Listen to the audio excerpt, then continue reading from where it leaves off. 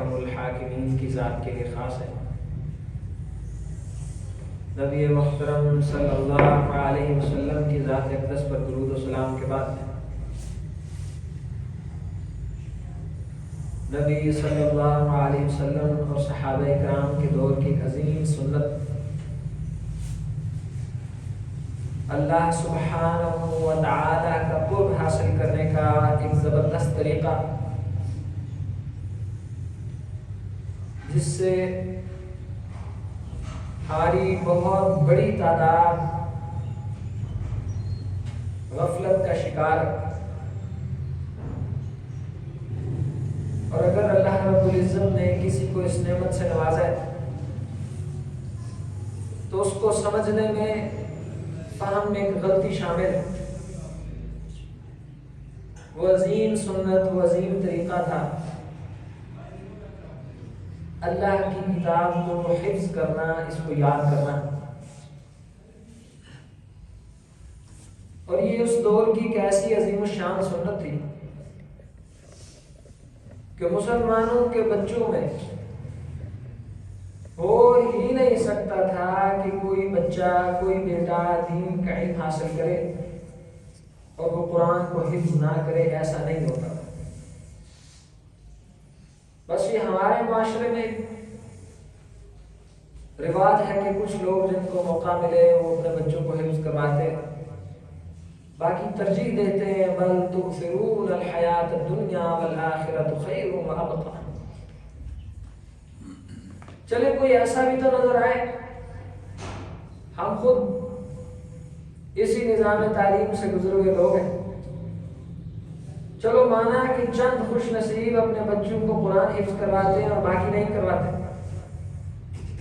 لیکن مسلمانوں، اللہ کے بندو، کوئی ایک ایسا گھر، ایک ایسا فرد تو دکھاؤ کہ جو اپنے بچے کو پلے گروپ، پریپ، نرسری، کے جی، 5 جماعتیں، 6 جماعتیں، 7 جماعتیں کچھ بھی نہ پڑھاتے ہو، کہے بس ABC پڑھ لی کافی ہے۔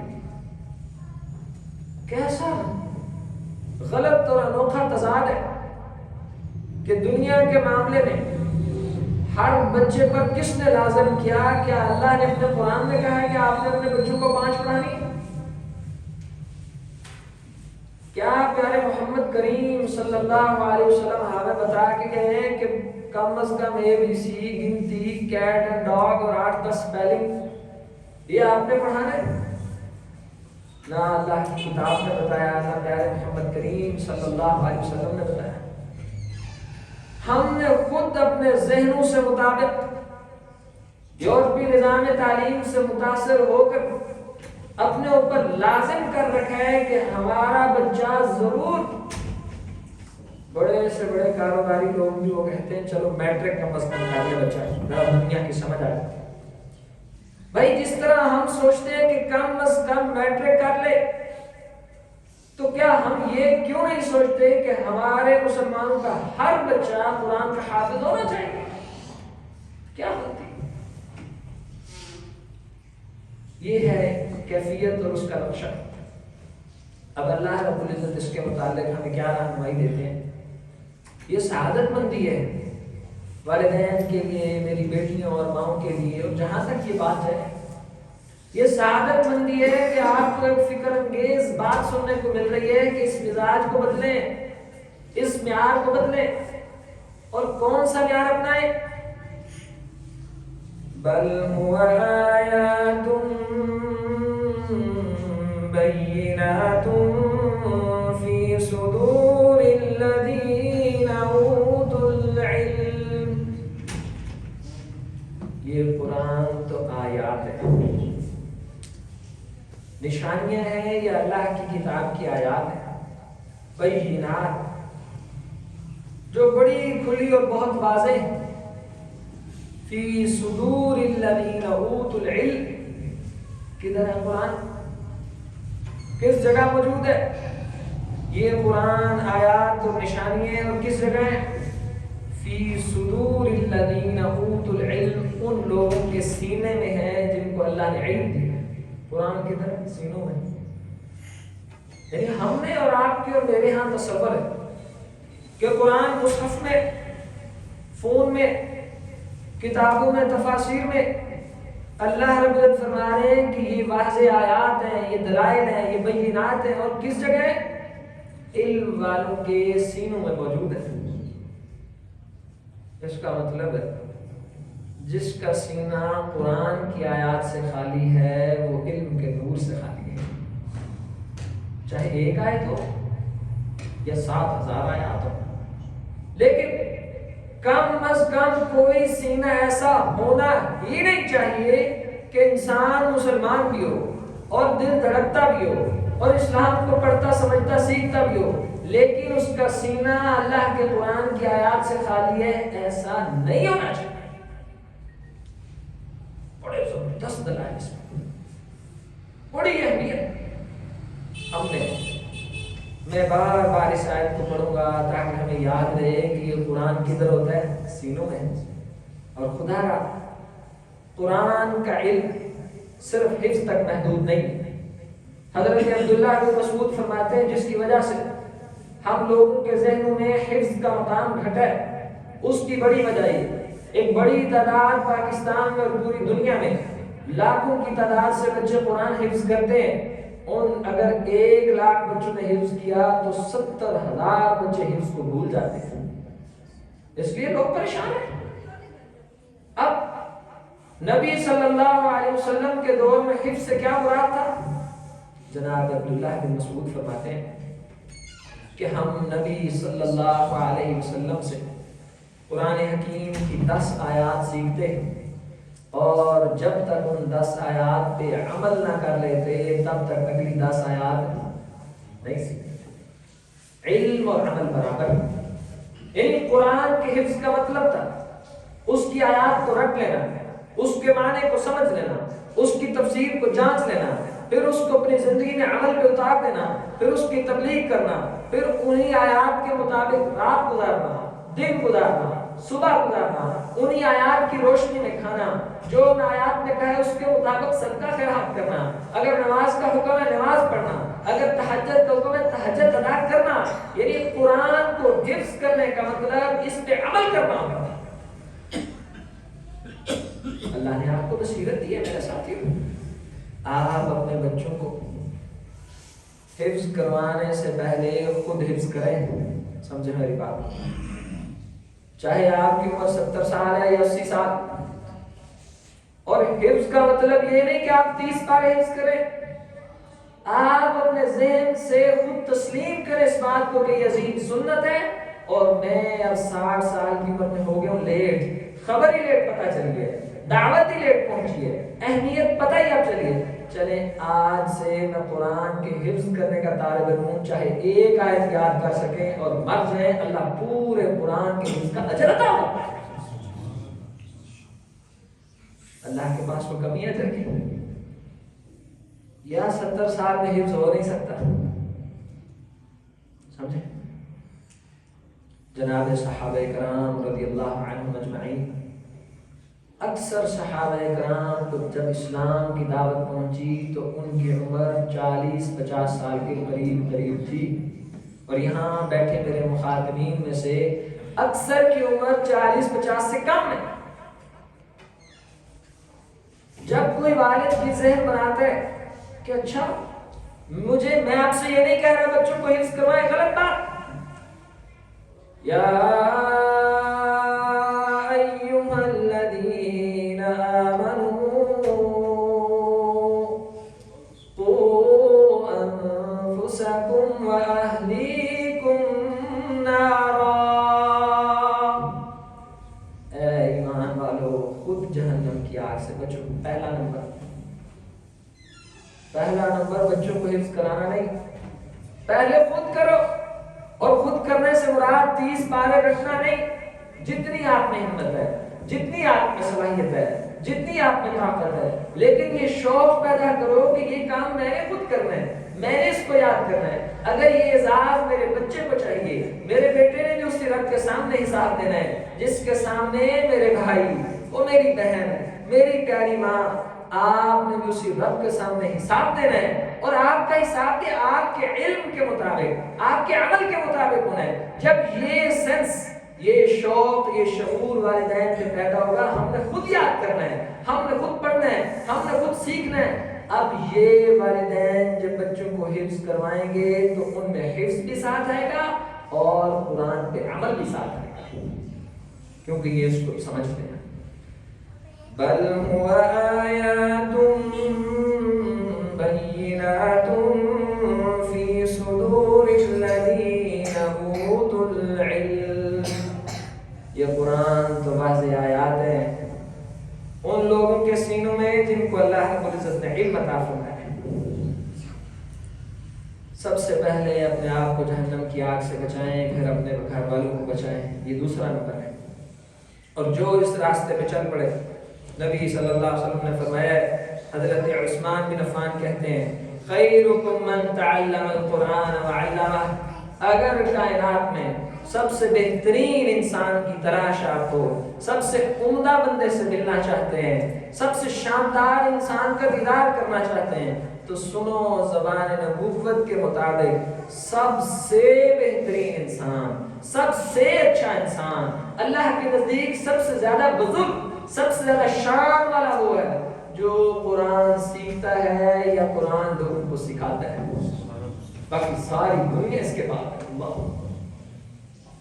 بڑی مقام، بڑا شان ہے۔ میرا دل چاہتا ہے کہ آپ کے سینے تڑپے اس شوق سے کہ ہمیں وہ راہ بتائیے۔ میں نے کب آپ کو کہا کہ اللہ نے آپ کو پورا قرآن ایک فرض کیا؟ میں کہتا ہوں آپ صرف الف با تا یہ پڑھنا سیکھیں، لیکن اس شوق سے سیکھیں کہ یہ میرے رب کا کلام ہے، زمین میں افضل ترین لوگوں کا شعر ہے، اللہ کو سب سے محبوب ہے، سب سے پسند ہے، یہ جنت میں جانے کا طریقہ ہے، یہ انبیاء کی سنت ہے، یہ صحابہ کا انداز ہے، یہ تابعین کی زندگیوں کی عملی تصویر ہے کہ وہ قرآن پڑھتے تھے، قرآن پڑھاتے تھے، قرآن سیکھتے تھے، قرآن سکھاتے تھے، اور اس کو یاد کس لیے کرتے تھے؟ تاکہ اس پہ عمل کر سکیں، تاکہ یہ ان کے دن کا اور رات کا ساتھی اور دوست بن سکے۔ اور امن وقانتن آناء اللیل، لوگوں ذرا بتاؤ تو صحیح، جو رات کے اندھیروں میں کھڑا ہو کے قرآن کے ساتھ قیام کرتا ہے اور اللہ سے ڈرتا ہے اور کبھی سجدے میں جاتا ہے، کبھی رکوع میں جاتا ہے، بھلا یہ بندہ اور سونے والا یہ برابر ہو سکتے ہیں؟ نہیں ہو سکتے۔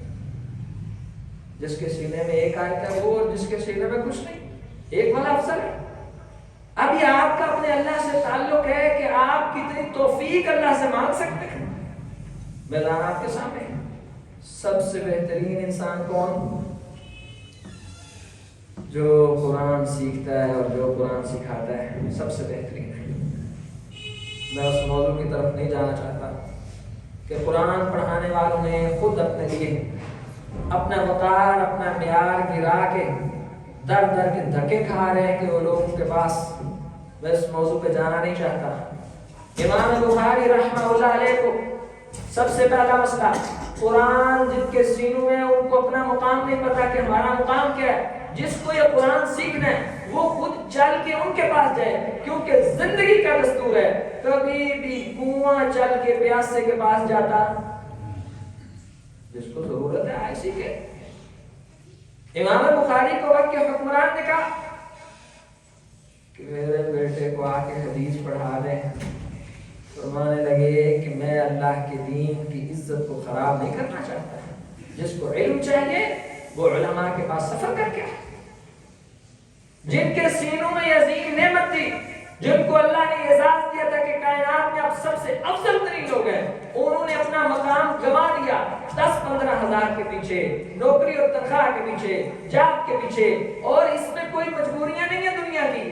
اگر وہ غنی بن جائیں، استغنا کرتے ہیں اور کہیں کہ یا اللہ تو رزاق ہے، تو نے رزق دینا ہے، ہم اس علم کو در در کی ٹھوکریں نہیں کھلائیں گے، اللہ کی قسم اللہ ان کو ان کی مسند پہ رزق بھی دے گا اور عزت بھی دے گا۔ پہلا جرم ان کا۔ دوسرے مجرم آپ اور میں، جنہوں نے دنیا کے مقابلے میں قرآن سے منسلک لوگوں کو لائٹ دیا ہے، ان کی عزت کو، ان کے وقار کو، ان کی شان کو، ان کی تنخواہ کو، ان کے احترام کو لائٹ لی، ہلکا۔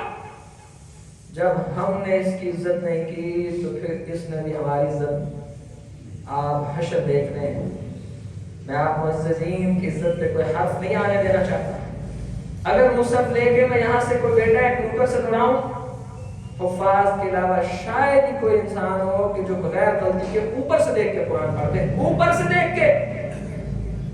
اور اگر حفاظ کی بھی فہرست بنائی جائے تو اکثر کمزور تلفظ اور چھوٹی موٹی خطاؤں کے ساتھ مظاہرہ کریں گے. کیوں؟ کیونکہ سارا سسٹم ہی ایسا بنا دیا گیا کہ یہ عام سی چیز ہے. 10 منٹ قاری صاحب آتے ہیں، بس ختم. سکول کے لیے 10 گھنٹے اور قرآن کے لیے 10 منٹ.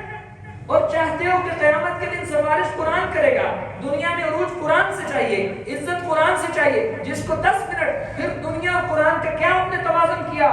یہ وہ قرآن عظیم نعمت ہے. اس کے لیے سلف صالحین کے بیٹے یہ نہیں قاری صاحب پنجمی کی تیے مدن ہے پر 1.5 سال سے ہمیں جھٹکا بعد ہونا، اگلے سال 8 میں بٹھانا ہے. یہ تصور ہی نہیں تھا. کیا تصور تھا؟ ہم اللہ کے بندے ہیں، اس نے ہمیں اپنی فرما برداری کے لیے پیدا کیا ہے. یہ بیٹے قرآن کو 15 سال بھی اگر پڑھیں تو پڑھتے رہے، ہمیں کوئی فرق نہیں پڑتا. جناب ابوبکر صدیق نے، عبداللہ بن عمر نے سورۃ البقرہ کی تفسیر ایک نے 8 سال میں اور ایک نے 10 سال میں سیکھی. آپ بتائیں اپنے جاننے والوں میں سے کہ کسی نے قرآن کی عزت اور شان کو سمجھتے ہوئے کہا ہو کہ یہ اور ہم اس اللہ کے لیے اب قرآن سیکھنا ہے، بس سیکھنا زبردست قسم کا ہے، چاہے 10 سال لگے، 5 سال لگے، 20 سال لگے یا ساری زندگی لگ جائے، کوئی مسئلہ نہیں. کیوں؟ کیونکہ ہمارا عقیدہ ہے ان اللہ هو الرزاق. میٹرک سے اور ایم بی بی ایس سے رزق نہیں ملتا. رزاق کون ہے؟ ہمارا عقیدہ. اگر آپ کا عقیدہ پھر آپ کو 2-3 سالوں سے کیا فرق پڑتا ہے؟ پھر صحابہ کرام کہتے ہیں کہ جب ہمیں پتہ چلا اس زمین پر سب سے افضل کام قرآن پڑھنا ہے. جناب سعد بن عبیدہ یہ بیان کرتے ہیں، ابو عبد الرحمن السلمی، انہوں نے حضرت عثمان رضی اللہ عنہ کے دور سے قرآن پڑھانا شروع کیا. اور جب حجاج بن یوسف عراق کا گورنر تھا، اس وقت تک کئی لمبے سال بنتے ہیں اتنی دیر قرآن پڑھاتے رہے. اور کسی نے پوچھا کہ زندگی گزر گئی اسی مصلی پہ قرآن پڑھاتے ہیں؟ کہنے لگے بس ایک حدیث سنی تھی، تم میں سے سب سے بہتر وہ ہے جو قرآن پڑھتا ہے، قرآن پڑھاتا ہے. اس حدیث نے 20 سال 30 سال کے مصلی سے اٹھنا ہی نہیں. سمجھ آ گئی کہ سب سے افضل کام. میرے پیاروں، میری ماؤں بہنوں بیٹو، اپنی مصروفیات میں سے وقت نکالو اللہ کی کتاب کے لیے.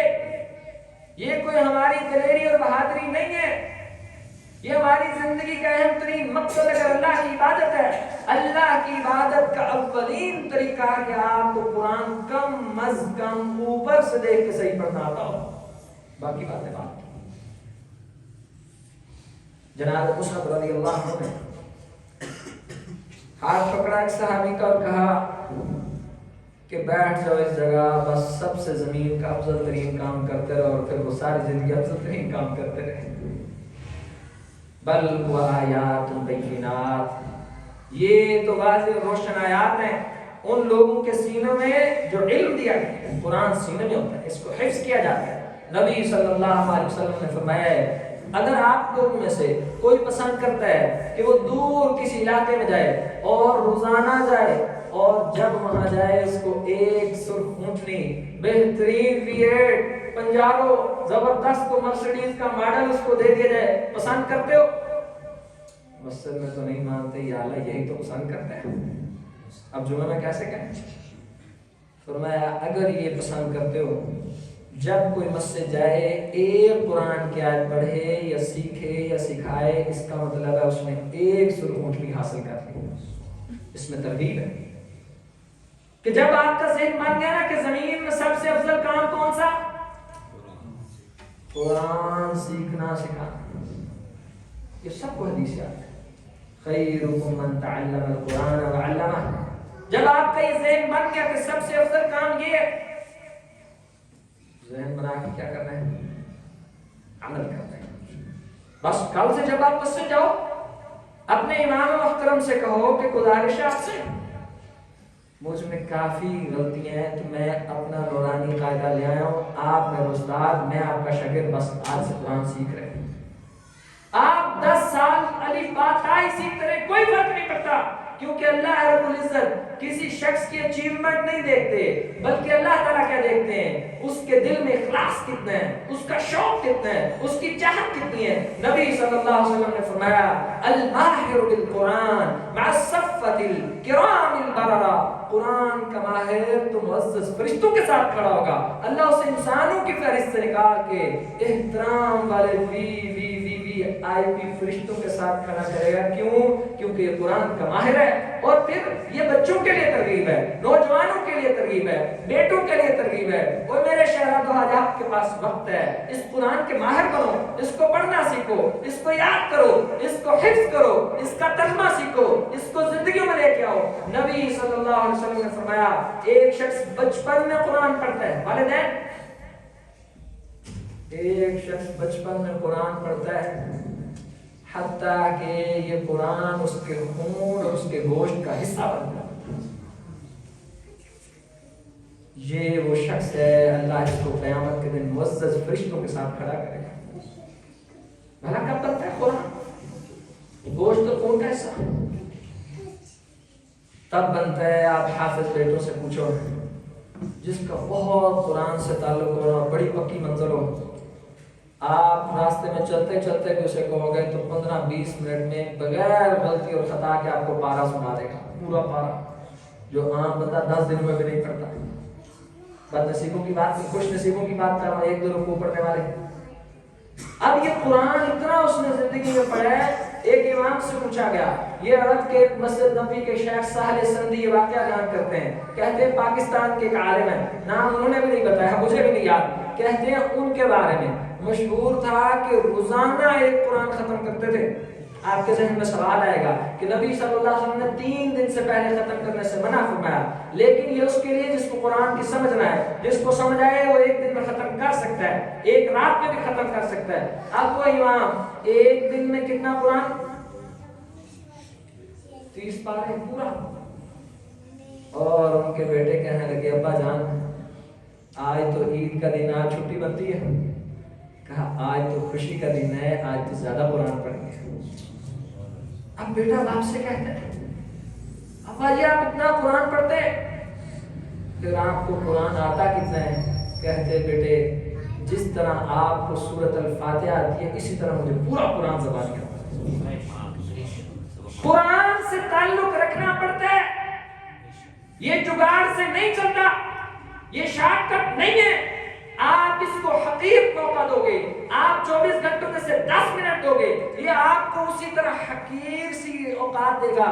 آپ اس کو زندگی دے دو گے، یہ آپ کو زندگی دے دے گا، نہ صرف زندگی دے گا بلکہ آخرت بھی سنوار کے رکھ دے گا۔ اللہ کے لیے تھوڑا سا مزاج بدلیے۔ اگر آپ کی زندگی میں، آپ مسلمان ہیں، اہل توحید ہیں، جمعہ سننے والے، آپ کے روزانہ کے معمول میں قرآن پڑھنے اور سیکھنے کا 1 منٹ بھی نہیں ہے، چاہے آپ جتنے نیک ہیں، آپ جتنے مواحد ہیں، آپ جتنے اچھے ہیں، آپ اللہ کے نزدیک خوش نصیب انسان کیسے ہو سکتے ہیں؟ آپ کائنات کے سب سے افضل کام سے پیچھے اور آپ کیسے خوش نصیب ہو سکتے ہیں؟ مجھے اور آپ کو اپنے گریبان میں جھانکنا ہے بھائیوں۔ نبی محترم صلی اللہ علیہ وسلم نے ایک رات ایک بڑی قیمتی اہم مجلس دی اور اس میں لیٹ تشریف لائے۔ قیمتی اور اہم مجلس میں کچھ اللہ کے پیارے حبیب صلی اللہ علیہ وسلم، ہم سب آپ کے منتظر تھے، آپ بڑے لیٹ تشریف لائے۔ کہا کہ میرا قرآن کا کچھ حصہ رہتا تھا، میں نے سوچا پہلے مکمل کروں پھر آپ سے ملنے آؤں۔ یا اللہ کوئی ایک دن تو میری زندگی میں بھی ہو، میں اپنے گریبان میں جھانک کے بات کرتا ہوں، آپ اپنے گریبان میں جھانکیں۔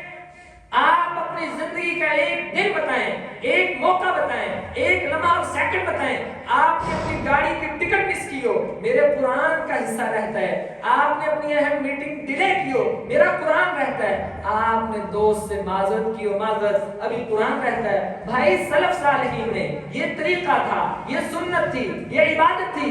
وہ یہ نہیں کہ قرآن کھولا، جدھر سے کھلا کچھ دو چار پڑھ لیا۔ قرآن ان کی روزانہ کی روٹین تھی۔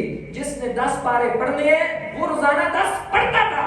اگر ایک دن 10 رہ گئے تو اگلے دن 20 پارے۔ یہ اللہ کے نبی کی سنت ہے۔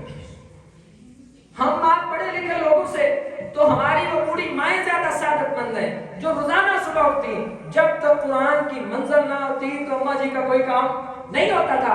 ان پڑھے لکھے لوگوں نے، اس مشین کی دنیا کے لوگوں نے، یہ سمارٹ فون سے متاثر معاشرے نے ہمیں ہلا جلا کے رکھ دیا، ہماری ساکھیں ہلا کے رکھ دی۔ کون کھولتا ہے مصحف؟ کون اللہ کی کتاب کو گھروں میں کھولتا ہے؟ شارٹ کٹ سا قرآن فون میں کھولو، 2-4 صفحے رگڑ دگڑ پکڑ کر دو، سورت کہف پوری ہو گئی۔ بھائی اتنا عظیم کام، اور اس کے لیے آپ اتنا اہتمام بھی نہیں کر سکتے کہ مصحف کھولو، وضو کرو، قبلہ رخ ہو کے بیٹھو، اللہ کی کتاب کو چومو۔ آپ کو عبداللہ کی عمر یاد نہیں آتے، اللہ کی کتاب کھولتے، قرآن حکیم کو کھول کے کہتے، پھر چومتے اور کہتے ہائے میرے اللہ کی کتاب، کیا محبت ہے۔ جناب حافظ عبدالسلام بن محمد تفسیر القرآن الکریم کے مفسر، عادت تھی کہ روزانہ 3 پارے زبانی۔ حافظ بیٹوں سے گزارش ہے، ہمارا سیزن رمضان نہیں ہوتا، مسلمان کا ہر دن قرآن کے ساتھ رمضان ہوتا ہے۔ 3 پارے روزانہ کو تلاوت کرتے اور منزل جس کو سناتے اس سے 3 پارے سنتے۔ آنکھوں کے آپریشن کی وجہ سے ڈاکٹر نے بولنے سے منع کر دیا، 3 دن بولنے سے منع کیا۔ بیٹے کے ساتھ گاڑی میں بیٹھے کہنے لگے بیٹے 3 پارے روزانہ سناتا تھا، 3 چھٹیاں ہو گئی، 3 کتنے ہو گئے؟ کتنے پارے؟ 3 دن بابا 9 پارے۔ ہمارا صرف قرآن متاثر نہیں، ہماری ریاضی بھی متاثر ہو گئی۔ 9 پارے گاڑی میں بیٹھے، وہاں سے سفر کرتے پنڈی سے گجرانوالا، پورے سفر میں کتنے پارے مکمل؟ 9 پارے مکمل سنا۔ جو بچپن میں قرآن پڑھتا ہے اور سیکھتا ہے، اللہ اس قرآن کو اس کے خون کا حصہ اور اس کے گوشت کا حصہ بنا دیتا ہے۔ یہ نعمت نہیں ہے چھوٹے بچوں کے لیے۔ والدین سوچو، اگر آپ کو موقع نہیں ملا ان چھوٹے پھولوں کے حال میں رحمت کرو، ان پہ شفقت کرو، ان کو اس راستے پہ چلاؤ۔ اور بڑے عمر کے بزرگوں، لا تقنطوا من رحمت اللہ، پریشان نہیں ہونا کہ ہمارا وقت گزر گیا، اب تو ہم نہیں پڑھ سکتے، اب زبان میں لکنت ہے، اب حافظہ ساتھ نہیں دیتا، کوئی پڑھانے والا نہیں ہے، اب وہ ہمت نہیں ہے۔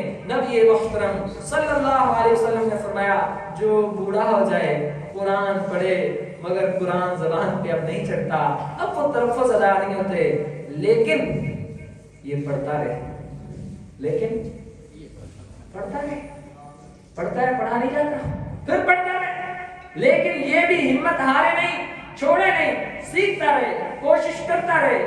اللہ اس بوڑھے بزرگ کو کتنا اجر دے گا؟ ڈبل، اس کو دوہرا اجر دے گا۔ کیوں کہ اب اس کی نیت صاف ہو گئی ہے، اب اس میں اخلاص آ گیا ہے، اس میں احساس پیدا ہوا ہے، اس میں شوق پیدا ہوا ہے۔ نبی صلی اللہ علیہ وسلم نے حافظ قرآن کو بڑے بڑے احترام سے نوازا ہے۔ نبی صلی اللہ علیہ وسلم نے فرمایا لوگوں، اللہ کی شان میں سے، اللہ کی عزت میں سے یہ بات ہے کہ تم اس شخص کی عزت کرو جو قرآن کا ماہر ہے، اللہ کی عزت میں سے، کیونکہ اس سینے کے اندر اسی عزت والے رب کا کلام محفوظ ہے، اس کی عزت کرو۔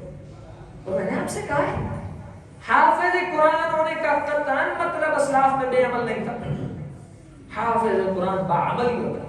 یہ وبال آج ہمارے دلوں کا، ہمارے معاشرے کا، اللہ کی عزت میں سے یہ دنیاوی فائدہ ہے، اللہ تعالیٰ کی جلال اور شان میں سے جو قرآن کا ماہر ہے تم اس کی کیا کرو؟ عزت کرو۔ وہ ایک واقعہ چلتا ہے عرب کے کسی دکان کا کہ اس کے سامنے حافظ قرآن بچے گزرے نا، کتاب میں کسی مدرسے سے چھٹی ہوئی ہوگی، 50-60 بچے گزرے، ہر بچے کو روک کے اس نے اپنے دکان میں سے ایک تحفہ دیا کہ اللہ نے کہا ہے کہ ان قرآن کے ماہروں کی عزت کرو لہذا میں ان کی عزت کروں. ہم نے اپنے بڑے بزرگوں میں دیکھا کہ وہ چھوٹے بچے کو حافظ صاحب کو حافظ صاحب کہہ کے بلا رہے حالانکہ اس کا پوتا ہے.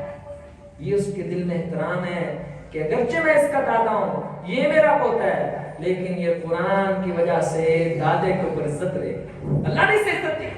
نبی صلی اللہ علیہ وسلم نے بڑے مقام ہے فرمایا جب چند لوگ موجود ہوں ان میں سے نماز پڑھانے کی بات ہے. امامت ایک عزت والی چیز ہے, یہ محترم بات ہے. آپ اور ہم سب ابھی اللہ کے حضور حاضری دیں گے اور اس حاضری کو جو لیڈ کرے گا وہ ہمارا امام ہے. نبی صلی اللہ علیہ وسلم نے ایک قوم کا امام دیکھا, کہا کہ اتنا بزدل تمہارا امام ہے. کفار کے متعلق ایک اور لوگ اپنے اماموں کے ساتھ اللہ کے حضور بھی پیش ہوں گے, اپنے عمراء اپنے امیر اپنے اماموں کے پیچھے. نبی صلی اللہ علیہ وسلم نے فرمایا کہ یہ مقام نہیں ہے حافظ قرآن کا کہ جب چند لوگ جمع ہو ان میں سے امامت کون کروائے؟ جس کو قرآن سب سے زیادہ آتا ہے. حضرت عمر رضی اللہ عنہ ملے, مکہ کے گورنر سے پوچھا بھائی کدھر؟ کہا کہ میں مکہ سے باہر کسی کام آیا ہوں. کہا کہ پھر وہ قریشی ہاشمی کا کیا کیا, مکہ کے چودھری کا پیچھے کو گورنر بھی لگایا. فرمانے لگے ابن ابوا کو لگایا. حضرت عمر چونک گئے کہ وہ قریشی ہاشمی جو نبی صلی اللہ علیہ وسلم کے آنے پہ بھی حسد اور بغض میں پڑ گئے کہ ہم خود اتنے بڑے سردار ہیں کیسے بات مانے محمد کریم کی صلی اللہ علیہ وسلم. حالانکہ محمد کریم صلی اللہ علیہ وسلم انہی کے خاندان کے معزز انسان تھے. حضرت عمر بڑے حیران ہوئے, فرمانے لگے اتنے بڑے چودھریوں پہ غلام امیر لگا دیا. انہو قارئ لکتاب اللہ, امیر المومنین وہ اللہ کی کتاب کا بہترین قاری اور حافظ ہے. بس سادہ سادہ. حضرت عمر فرمانے لگے کہ مجھے اللہ کے نبی کی حدیث یاد آئی, سچ فرمایا تھا پیارے حبیب نے, اللہ اس قرآن کے ذریعے لوگوں کو عزت دیتا ہے. میں نے اپنی آنکھوں سے دیکھا اللہ نے غلام کو ان بڑے بڑے سرداروں کا امام بنا لیا. اس قرآن سے عزتیں ملتی ہیں, لیکن قرآن کا مطلب اس پہ عمل کے ساتھ بس قطعاً اس قرآن کا مطلب یہ نہیں ہے کہ الفاظ رٹے ہوں اور نماز سے خالی ہوں. سینے میں قرآن ہے اور زبان پہ قائد ہے, سینے میں قرآن ہے اخلاق بگڑے ہوئے ہیں, سینے میں قرآن ہے اور نماز پہ بھی مار مار کے والدین اٹھا رہے ہیں. اس میں غلطی ہماری زیادہ ہے, بچوں کی غلطی آپ میں ہے, ان کی تربیت ہم نے کرنی ہے. بیٹے جس مقصد کے لیے یہ قرآن پڑھنا ہے وہ مقصد یہ نہیں ہے کہ رمضان میں مصلی سنانا ہے اور مصلی کے بعد پیسے ملنے ہیں. ہم ان پیسوں کو جوتے کی نوٹ پہ رکھتے ہیں. ہم اللہ کی قسم اس عظیم قرآن کے ذریعے یہ دنیا کی محل کچیل چاہتے ہی نہیں ہیں. ہم اس قرآن کے ذریعے اللہ کا چہرہ چاہتے ہیں, اس کی رضا چاہتے ہیں, اس کو خوش کرنا چاہتے ہیں. نبی محترم صلی اللہ علیہ وسلم نے احد کے میدان میں دیکھا شہداء کی لمبی لائن ہے, کہا ان میں سے جو قرآن کا حافظ ہے اس کو پہلے قبر میں اتارو, جب تک زندہ ہے اس کا پروٹوکول ہے, اور پروٹوکول کی بھیک دنیا سے نہیں مانگنی. اللہ خود دلوا دے گا. اگر آپ کے دل میں للہیت و تقویٰ ہوگا اللہ خود دلوائے گا. نبی صلی اللہ علیہ وسلم نے فرمایا اب ان میتوں کو احد کے شہداء کو ان کو قبلہ کی طرف رخ جو حافظ قرآن ہے اس کو پہلے لٹا کے اس کا چہرہ قبلے کی طرف کر دو, باقی سب کی خیر ہے. لیکن یہ حافظ قرآن ہے, اس کا چہرہ بھی قبلے کی طرف. یہ اعزاز ہے. میں آپ سے گزارش کروں گا اگر آپ اس راستے پہ چلیں اور آپ کا بچہ بے عمل ہو جائے, اس میں مجرم بھی آپ ہے کہ آپ نے کوئی خطا کی, ایسا نہیں ہو سکتا. اگر آپ اخلاص سے کھڑے اس راستے پہ اللہ ضرور آپ کی مدد کرے گا. نبی صلی اللہ علیہ وسلم نے فرمایا اللہ تعالیٰ قیامت کے دن ایک شخص لایا جائے گا اور اس کے چہرے پہ اللہ تعالیٰ اس کے سر پہ ایسا تاج رکھیں گے جس کی روشنی سورج کی طرح ہو. پوچھا جائے گا اللہ یہ تاج یہ اعزاز کیوں ہے؟ پھر اس کو لباس پہنایا جائے گا جنت کا بہت خوبصورت اور حسین لباس, حلۃ خضراء.